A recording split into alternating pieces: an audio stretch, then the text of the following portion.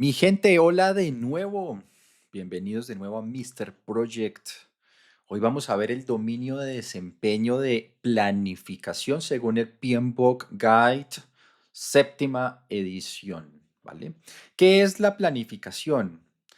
Es el conjunto de actividades, pero sobre todo es la dimensión de gestión de proyectos que organiza y coordina el proyecto desde sus primeras decisiones su, e- y hasta su ejecución, ¿verdad? Y hasta el cierre. En el fondo, ¿qué es? En el fondo es actuar de forma proactiva, es decir, tratando de anticipar ciertos elementos de forma activa para gestionar el proyecto. ¿Qué no es? Digamos, cómo trato de no entenderlo? Y eso se lo digo a todos mis clientes sin parar día tras día. La planeación no se trata de llenar papeles, no se trata de simplemente llenar formaticos ahí o hacer cositas como cronogramas y cosas sueltas. No es ese el punto. El punto es que tenemos que desarrollar una forma proactiva de hacer las cosas. Cuando les digo eso, no les estoy haciendo un llamado a que, no sé, a que estén desorganizados y a que no planeen. No, lo que pasa es que sí creo que hay que empezar a entender diferente la planeación porque creo que la estamos entendiendo simplemente de una forma documental y eso ha hecho muchísimo daño. ¿Ves? De hecho, y esto creo que me lo han escuchado muchas veces, es mucho más importante el acto de planear que el plan en sí. ¿A qué me refiero con eso? Cuando tú planeas algo, por ejemplo, esto lo estoy grabando en 2026, cuando tú planeas algo, es imposible que tú puedas saber tantísimas cosas que pueden pasar. Hace unos años fue el COVID, eso nadie lo tenía en una planeación y eso hizo que estallaran todas las planificaciones en mil pedazos. ¿Quiere decir eso que entonces que todo estaba mal? No, simplemente es imposible entenderlo. Entonces deberíamos bajarnos de esa expectativa de que todo lo podemos prever y que los planes son, digamos, la verdad revelada. No, hoy, por ejemplo, tenemos un petróleo súper caro. Eso no había pasado. Hace 6 meses nadie estaba pensando en eso. Tenemos guerra en Irán. Por tanto, vamos a tener dificultades logísticas de insumos que vengan de esa parte del mundo y van a ver que eso poco a poco va a ir contagiando todo el sistema logístico mundial. Y eso nadie lo establecía. Eso nadie lo... Estoy seguro que en este año nadie tenía en la planificación de sus portafolios nada de eso. Entonces, ¿qué es lo que pasa?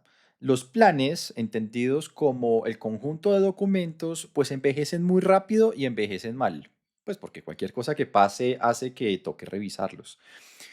Entonces es importante sobre todo concentrarse en el proceso, en la dinámica de conversar, en la dinámica de integrar información, porque eso sí es lo que nos permite poder reaccionar de forma inteligente y ajustar los planes. Entonces lo importante no es exactamente, o lo más importante no es la documentación, lo más importante es que los equipos se acostumbren a planear, tengan una forma, una lógica de revisar sus planes para justamente lograr esos ajustes. ¿Sí? Entonces, a eso me refiero. Y de eso se trata este dominio de desempeño de la planeación. ¿Cuáles son los resultados del dominio? Recuerda que el PMBOK siempre dice, oye, si fuéramos a medir tu desempeño según el dominio, esto sería lo que tú deberías lograr. Lo primero es el orden. Sí, el orden siempre es bienvenido. Son proyectos que avanzan de manera ordenada y coherente. Eso no quiere decir que todo tiene que ser lineal, pero sí el orden es importante. Yo creo que ahí el agilismo a veces se malinterpreta. El agilismo es ser ágiles y no ser desordenados. Son cosas muy diferentes. Eso está bueno. Siempre es bienvenido el orden. La integralidad, entender todo el proyecto y no simplemente entender cajitas o entender procesos aislados o frentes aislados, porque eso sí es muy peligroso.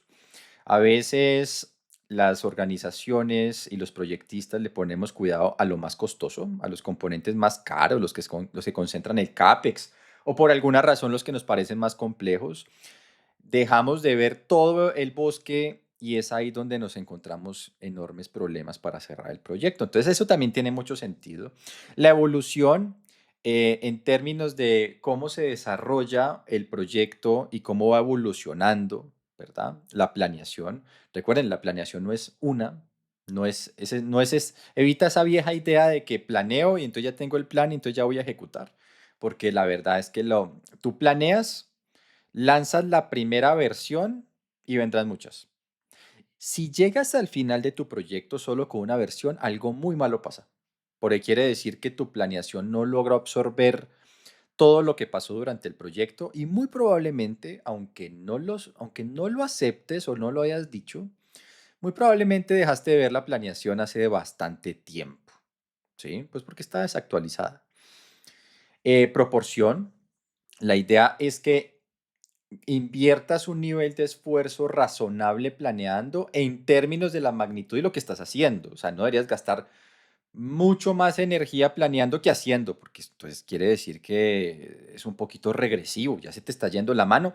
Y ahí es muy importante todo el tema de adaptación metodológica, las rutas de proyecto, muchos temas que nosotros hoy en día estamos atendiendo profundamente con IA y Machine Learning, porque ahí hay mucho valor sobre la mesa que las organizaciones todavía no logran entender, no logran entender la importancia de adaptar sus metodologías según complejidades, según desafíos de negocio y la importancia y lo súper clave que es la inteligencia artificial. Ahí, obviamente, estamos en un momento en el cual nuestra región le está costando mucho adoptar la inteligencia artificial, en especial las compañías grandes, y eso nos va a costar. Pero en esa lucha estamos y digamos que vamos para adelante. Obviamente tratamos de verlo de forma productiva. Expectativas. Una buena planeación incluye las expectativas, el enfoque, los acentos que quieren los diferentes stakeholders, en especial los inversionistas, usuarios, clientes, etcétera, ¿verdad? Y bueno, por supuesto, el tema de adaptación, que un poco yo lo asocio con la proporción, ¿verdad? El gran error es creer que la planificación significa detallar todo desde el principio, porque entonces nos echamos mentiras. Entonces tenemos esas pretensiones predictivas de que todo lo tenemos que saber. Eso primero no es cierto y nos hace mucho daño porque eso ahoga en muchas ocasiones la creatividad y a veces golpea a la gente que es honesta en la medida que, intelectualmente honesta me refiero, y eso implica en muchas ocasiones decir, no lo sabemos por ahora, vamos a estar muy pendientes, pero no lo sabemos, y eso no quiere decir que seas malo, que seas mal profesional para nada, absolutamente. Quiere decir que eres honesto, ¿sí? Entonces, recuerda eso, planear es primero ser proactivo, no te estoy llamando a la improvisación, pero también entender que hay un tema evolutivo normal y que nadie está en la obligación o en la pretendida obligación de saberlo todo. Experto no es saberlo todo. Eso no es eso. Experto es saber lo que tienes que saber, pero también tener un marco mental para atender la incertidumbre, no negarla, porque eso es pura inseguridad. Cuando tú pretendes saberlo todo, primero tú sabes que no. Y segundo, se te está saliendo un poco la inseguridad. Eso nos pasa a todos a veces, ¿verdad? Pero que no te pase a ti porque eso te hace daño. Generas expectativas que después no puedes cumplir, ¿vale? Em, Más o menos cómo se desarrolla una planeación. Obviamente, lo primero es entender las necesidades. Eso suena como muy obvio y sabes que no. Yo creo que arrancamos muchos proyectos sin haber hecho, llámala como quieras, pero vamos a llamarlo de forma tradicional, sin haber realmente entendido los requerimientos de los usuarios, de los clientes. Y eso hace que entonces tengamos unas fundaciones en la planeación, unas bases muy complicadas, porque si no entendemos el problema, pues obviamente no lo vamos a solucionar y terminamos apuntando en otra cosa. El primer gran problema, el primer gran capital, el primer gran error capital es tratar de resolver el problema que no es. Ahí ya estamos perdidos, obviamente, ¿verdad? Obviamente viene un proceso en el cual tú tomas decisiones y las documentas, pero lo interesante es la toma de decisiones y los acuerdos, y obviamente después lo documentas. No conviertas la bendita documentación en el gran objetivo, porque entonces lo vuelves un proceso administrativo, empiezas a conceptualizar la planificación o la planeación de un proyecto como un ejercicio burocrático, pero eso empieza a pasar en tu mente y en la mente de las personas que están trabajando. ¿Por qué? Porque le ponen mucho cuidado a la documentación únicamente y no se dan cuenta que la documentación es simplemente la evidencia de una serie de conversaciones y decisiones interesantes. La gracia es la conversación y las decisiones. Tienes que seleccionar un enfoque. Eso es muy, muy importante y tiene todo que ver con el nivel de incertidumbre del contexto que vas a tener, pero sobre todo la incertidumbre. Si tienes poca incertidumbre, relativamente poca incertidumbre, entonces seguramente vas a tener una orientación más de cascada, más waterfall, más, vas a poder ser más predictiva o predictivo. A medida que avanza la incertidumbre, vas a terminar en modelos de trabajo mucho, mucho más adaptativos, justamente porque tienes que ir resolviendo y desactivando la incertidumbre a medida que avanzas. Eso no tiene que ver ni con el tipo de industria ni con el tamaño, tiene que ver sobre todo con el nivel de certeza. Mira, es muy diferente, por ejemplo, hacer una obra civil vertical, un edificio, algo así, que arrancas pues, con un diseño, bien diferente a hacer un túnel. Cualquiera diría, pues bueno, estamos un poco en el mismo negocio de la ingeniería civil. No, es diferente, porque un túnel, todavía no hay tecnología que te dé el 100% de certeza a la geología. Entonces, te vas encontrando cosas a medida que rompes. Yo te hablo desde Colombia, y aquí en Colombia tenemos tres cordilleras y tenemos muchos túneles gigantescos. Tenemos una gran capacidad de ingeniería para hacerlo. Y hemos entendido que los túneles profundos y largos de 10.000 metros de largo, de 10 kilómetros, hay que irlos rompiendo y a medida que vas rompiendo, obviamente con una tecnología, vas encontrando cosas muy, muy específicas y tienes que ir ajustando el proyecto. Y así, entonces contratas y así compras los seguros y así defines los riesgos, etcétera. Entonces, depende. Y por último vienen, por supuesto, los entregables. Suena raro que te diga esto, pero hay que aclarar qué es lo que vamos a entregar finalmente, ¿sí? Bien sea porque lo podamos definir desde el principio, porque no tenemos tanta incertidumbre, o por lo menos definir una visión de para dónde vamos cuando no nos podemos comprometer con un entregable específico porque estamos en ciclos de vida mucho más adaptativos, ¿verdad? Entonces, depende muchísimo del contexto, depende muchísimo de las condiciones de mercado, por ejemplo. Esto también es interesante. Si resulta que tú puedes definir un cronograma razonable, pues entonces tendrás un enfoque. Pero si resulta que tú estás atendiendo licitaciones y en las licitaciones, de hecho, tú te ponen deadlines y te ponen tiempos, pues tu planificación tiene que ser al revés. Entonces ya no es lo que quieras o lo que te gustaría, no lo que te toca. Entonces la pregunta no es cuánto nos vamos a demorar, sino la pregunta es cómo vamos a hacer para cumplir los plazos que nos da el cliente. Todo eso, todos esos elementos son los que tienes que empezar a evaluar y aquí hay mucho de arte, ¿sí? Normalmente mis alumnos y mis clientes me dicen, bueno, ¿y cómo se aprenden estas cosas? O sea, ¿esto cómo es? Se aprende haciendo, se aprende haciendo. En la medida que te vayas exponiendo a este tipo de decisiones complejas, o por lo menos estando, o las tomas tú, o estás cerca de quien las toma, vas a entender que eso tiene mucho de arte. No hay una matriz, que es lo que a la gente le fascinaría, donde pones puntos y no sé qué, y entonces ya tomas decisiones. Las matrices está buena porque te ayudan a pensar. O sea, te sirven como herramienta para pensar, pero no pretendas que piensan por ti. De hecho, a mí lo que me pasa normalmente es que yo sí me apoyo de matrices de decisión. La matriz de decisión me da algo y ese algo nunca lo aplico, pero me ayuda como a poner mis ideas en orden. Pero al final, las decisiones son mucho más complejas. Y entonces, al final la decisión seguramente la vas a terminar tomando tú, pero la matriz te ayuda a organizar por lo menos tu conversación. Eso sí está bueno. Eso está bueno. Recuerda que vas a encontrar, hay como dos grandes vertientes, pero no son versus ni excluyentes. La gerencia de proyectos es una, no son dos ni tres. Y dentro de esa disciplina, dentro de nuestra disciplina de la gestión de proyectos, vas a encontrar enfoques predictivos o incrementales, pero en todo caso, enfoques que se basan que se basan en definir muy bien al principio los entregables y un diseño. Y otros enfoques que son más prospectivos, les digo yo, en la medida que a medida que vas avanzando, solo a medida que avanzas puedes entender qué es lo que vas a hacer. Entonces no puedes responder preguntas de cuál es el entregable exacto desde el principio, porque tienen un proceso de discovery, ¿sí? Y es ahí donde vas a tener muchos más procesos adaptativos, eh, y ahí entra el agilismo y todo ese rollo.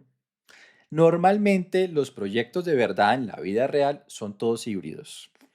Me sorprende cuando se presenta los modelos híbridos como una gran materia, como una gran categoría, porque la verdad es que todos los proyectos son híbridos. En la enormísima mayoría de los proyectos son híbridos. Entonces no es como una tercera categoría, sino que simplemente es lo natural. En el mundo real las cosas no son ni blanco ni negro, sino que hay escalas de grises, lo cual lo vuelve más complejo, pero eso es lo que hay. Solo en los libros hay blancos y negros. Entonces, no sé hasta dónde puede ser como un gran descubrimiento o una tercera categoría lo híbrido. A mí no me parece. De hecho, no me parece simplemente una forma interesante de mostrarlo para que la gente lo entienda. Pero, pero es más o menos lo mismo. O sea, la vida real es mucho más compleja, ¿sí? Y todo viene mezclado, todo viene como en una licuadora. Algunos conceptos que están interesantes, por ejemplo, el tema del rango. Rango. Rango es el nivel de incertidumbre, el mayor nivel de incertidumbre posible, ¿verdad? Que es aceptable en una planeación. Ejemplo, en las obras civiles a veces se dice, bueno, me tienes que presentar un proyecto, un presupuesto con un rango de más o menos 3%. O sea, si te pasas de eso, bueno, ya el presupuesto no está bueno, ¿sí? Válido, válido. Eso, y eso implica que si lo necesitas súper preciso, pues va a necesitar gastar mucho más plata en consultoría, etcétera, pero seguramente habrás encontrado que tiene sentido. A eso se refiere el rango. Em, la exactitud es qué tan lejos o qué tan cerca estás del valor real de las cosas. O sea, cuando tú estableces un presupuesto, una estimación, ¿qué tan lejos estuviste realmente? ¿Qué tan lejos estuviste realmente de la estimación? Eso es el nivel de exactitud, ¿verdad? La precisión habla más del nivel de dispersión o el nivel de consistencia o el nivel de desviación estándar que tú tienes, que tienen las estimaciones. Es decir, las estimaciones fluctúan muchísimo. Por ejemplo, si tú haces 5 estimaciones, una te da 100 y la otra te da 10 y la otra te da 15, es decir, realmente hay un nivel de incertidumbre grande del número o el número tiene poca desviación estándar y cuando tú haces 5 estimaciones, todas las 5 estimaciones te dan un número muy parecido, ¿verdad? Y eso obviamente te lleva a un nivel de confianza. Todos estos elementos, si los quieres aprender bien, es bueno que los revises a nivel estadístico. Digo que todo esto viene de la estadística. Y aunque a mucha gente quedó traumatizada en la universidad con la estadística y otros creen que increíblemente que no sirve para nada, realmente sirve para todo. Simplemente hay que reconciliarse. Cuando a uno no le gusta, la mayoría de conocimiento, en mi opinión, es interesante. Y si uno está peleado con una forma de conocimiento, mm, quizá esa actitud responde más a una mala experiencia, a un trauma académico, pero es bueno que te reconcilies y la estadística es interesante, sobre todo en el mundo de la IA. La IA es pura estadística, ¿no? O sea, quienes trabajamos con IA, de verdad, pues pura estadística. Eso, o sea, hay que reenamorarse de la estadística porque hay mucho valor y muchas veces dejamos demasiada plata sobre la mesa por tomar decisiones muy regulares porque simplemente todo lo volvemos intuición y estamos peleados con la estadística. ¿Sí? Entonces, Esa creo que es una buena invitación que te puedo hacer, ¿vale? Hay muchas formas de estimar según el tipo de trabajo. Hay deterministas. Determinista es un número. ¿Cuánto te vas a demorar haciendo tal cosa? 20 días. Es un solo número, es un punto. Probabilísticas. Las probabilísticas se trabajan por rangos, ¿sí? Por rangos y por curvas de densidad probabilística. Pasa que no me quiero poner muy técnico porque seguramente me estás escuchando en tu carro y bueno, sería muy aburrido eso. Pero probabilístico ya no dices, ¿cuánto te vas a demorar? Mire, yo me voy a demorar entre 18 y 22 días, ¿vale? Y esta es la probabilidad de ese rango, ¿sí? Entonces imagínate la curva de Gauss y todo eso, eso es probabilístico. Lo cual es mucho más cierto, cierto en la medida que nosotros no tenemos pleno conocimiento. Hay estimaciones absolutas, que son días, entonces 20 días o 15 horas, ¿verdad? Son absolutas. Y hay relativas, como la típica, yo no sé si has visto esto y has estudiado gestión ágil de proyectos, pero recuerden que hay un Scrum Poker. Entonces, relativas es, escoges un pivote, ejemplo, ¿cuánto te demoras em, yendo en Lima del Arcomar hasta tal sitio? Entonces, bueno, hasta San Isidro, algún lugar de San Isidro. Bueno, pues yo me demoraría 45 minutos caminando, ¿verdad? Si eso es así, entonces la siguiente estimación es más grande o más pequeña que ese recorrido. ¿Y qué tanto más grande o qué tanto más pequeña? Entonces ya no hablas de horas, sino que simplemente seleccionas un pivote, es decir, un dato que tú conoces y todo lo demás lo vas estimando de forma relativa. Si es más grande que eso, más chiquito que eso, y qué tanto más grande y qué tanto más chiquito. Ese es el típico Scrum Poker. Basadas en flujo, usando tiempos de ciclo, de rendimiento, de time to market, cuánto te demoras desde la idea hasta la entrega, ese tipo de cosas. Y ajustadas por incertidumbre cuando le metes, cuando incluyes en tus números o bien sea reservas de contingencia, reservas de dirección, pero en todo caso reconoces que tus números y tus estimaciones tienen incertidumbre. Bien, em, hay algo importante, digamos, el enfoque predictivo, ¿cómo funciona? El predictivo, es decir, el enfoque más clásico, y con eso no estoy diciendo que es anticuado, porque es que estas cosas no son de moda, simplemente es cuando las necesitas, pero las escuelas clásicas lo que dicen es, bueno, tú primero debes entender las necesidades, después debes descomponer el alcance, entonces ahí te aparece la EDT y en el mundo ágil te van a hablar de épicas y las épicas se descomponen en historias de usuario. Después las secuencias actividades, es decir, defines un flujo. Eso en Waterfall y en gestión ágil de proyectos, pues no te van a decir propiamente que montes una cascada, pues porque justamente no se trata de eso, pero sí te van a decir que tienes que montar un plan de entrega. Y eso se parece bastante a un cronograma de alto nivel. ¿Sí? Esto no le va a gustar a los fanáticos de la gestión ágil de proyectos, pero es eso, ¿verdad? Debes estimar esfuerzos, duraciones, recursos, bien sea de forma absoluta, por horas y por días, o de forma relativa. El agilismo, de hecho, todas las estimaciones son relativas. Asignar personas y recursos y ajustar poco a poco hasta lograr un cronograma convenido.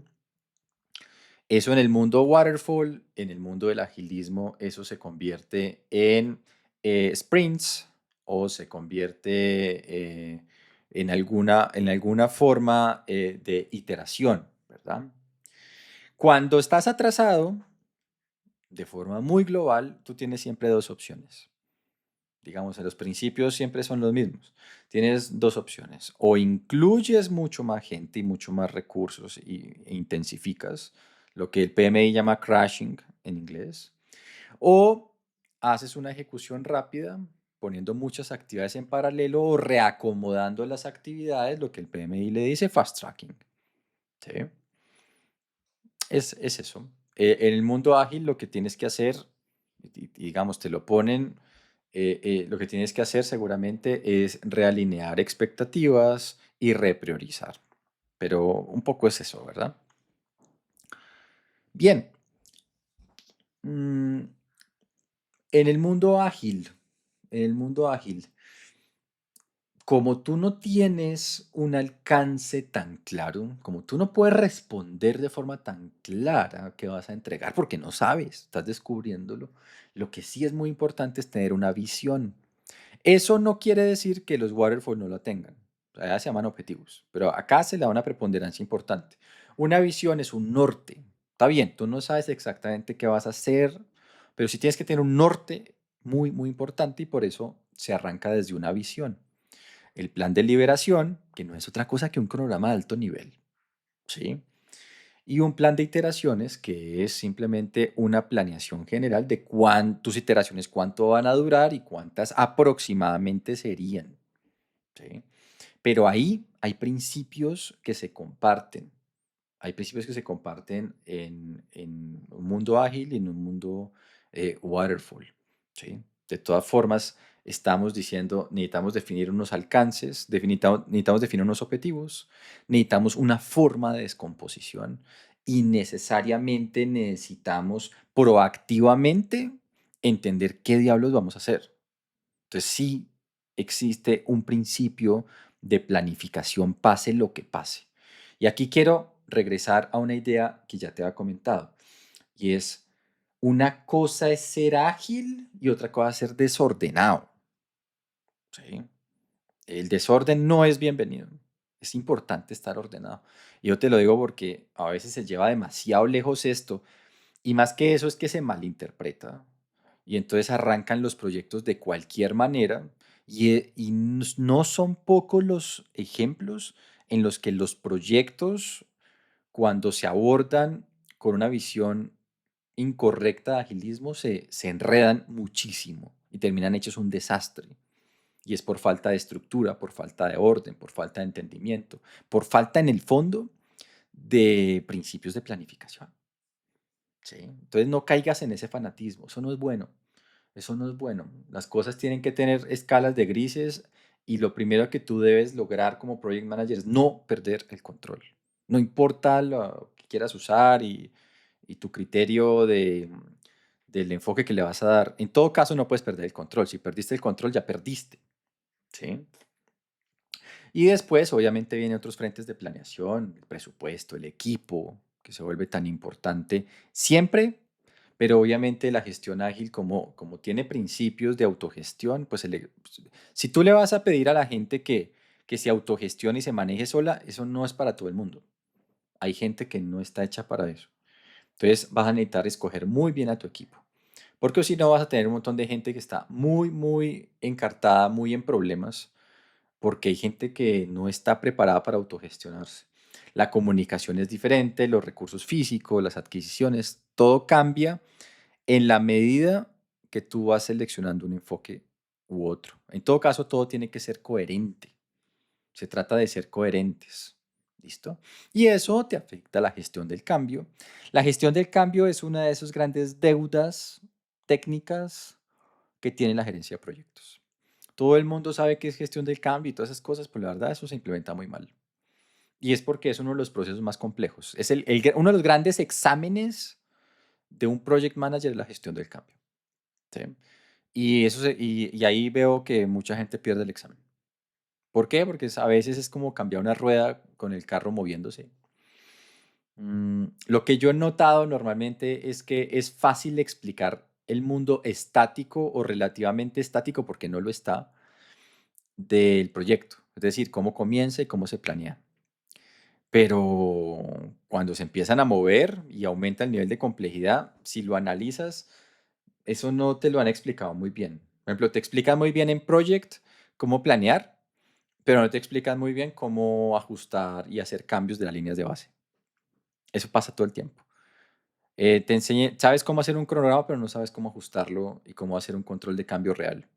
Sabes hacer un plan de comunicaciones, pero no sabes eso cómo se implementa cuando el proyecto se está moviendo. El movimiento le mete mucho más complejidad, pero es el verdadero examen. Entonces ahí hay mucho que trabajar porque hay una deuda técnica enorme. Tenemos un montón de gente formada en gerencia de proyectos, pero la verdad lo que saben es cómo inicia y cómo se planea. Pero una vez el proyecto se empieza a mover, todo se empieza a erosionar y todo se empieza a desbaratar. Pasa todo el tiempo. Y eso es porque la forma como aprendemos gerencia de proyectos es una forma totalmente académica, completamente estática. No hacemos muchos casos, no hacemos cosas que simulen al menos el movimiento. Entonces no estamos preparados para eso y eso es bastante ingenuo, pero es muy marcado. Obviamente las métricas son importantes. Mira, como tú mides la gente piensa. El mayor incentivo que tiene la gente es la métrica. Entonces, si tú mides a la gente por umbrales o los mides por líneas de base, pues hacia allá los vas a poner a pensar. Si tú quieres que la gente te piense en términos de objetivos finales, entonces no les des umbrales completamente tácticos, porque estás promoviendo una incoherencia gigantesca. Entonces después no te quejes. Cuando la gente diga, solo piensa en el cronograma y no piensa en los objetivos, es que realmente no tiene ningún incentivo para hacerlo. Vía métricas, todo el nivel de alineación que debe lograrse. Al final la gerencia de proyectos es pura coherencia. Al final esa es la integración de proyectos, pura coherencia. Y todo el proceso de verificación, de tener un enfoque holístico, de hacer un seguimiento pero adecuado, obviamente también es muy, muy importante. Y la planificación es la base de todo esto. Si tú planeas mal, perdiste. Y no manejas bien el cambio, no vas a tener buenas métricas. En 2 días vas a estar desalineado porque no, de hecho no tienes instrumento para que el equipo realmente pueda compartir un lenguaje y un enfoque y por supuesto todo el tema de verificación de entregables va a ser súper difícil porque realmente nunca estuvo claro ni qué era ni cómo se iba a hacer la verificación. Y es ahí donde ven los grandes problemas. Dicho de forma elegante es que tu proyecto se vuelve completamente orgánico, eso es extremadamente elegante, pero las palabras más simples y más directas es que tu proyecto nunca tuvo estructura y era un desorden. Y era un desorden y va sacando cosas y esas cosas las vamos viendo, pero en realidad no sabemos si vamos bien o mal porque nunca tuvimos referencias. En el fondo es eso, ¿verdad? Entonces, este es este es el dominio de desempeño de planeación. Sin duda, es central en la gerencia de proyectos. Es una de las bases fundamentales de la gerencia de proyectos y hay que abordarlo primero con una mente amplia, con un enfoque integrador, am, tratando de alejarse de esa visión absolutamente burocrática de los papelitos, sabiendo que sí los vamos a hacer. Y digamos, a partir de ahí podemos empezar a construir una gerencia de proyectos mucho más potente, muchísimo más potente. ¿Qué es lo que se quiere? Directores de proyectos que promuevan grandes decisiones, que promuevan grandes coordinaciones, que verdaderamente lideren y no que estén enfocados en llenar formaticos para que no les caiga control interno, auditoría o la PMO, porque eso es lo de menos. Eso sí pasa, ¿no? Pero no quiere decir que es el centro de tu trabajo. Entonces, este era pues este dominio de planificación. Espero que encuentren interesante esta pequeña charla y como siempre encantado y hasta pronto, damas y caballeros.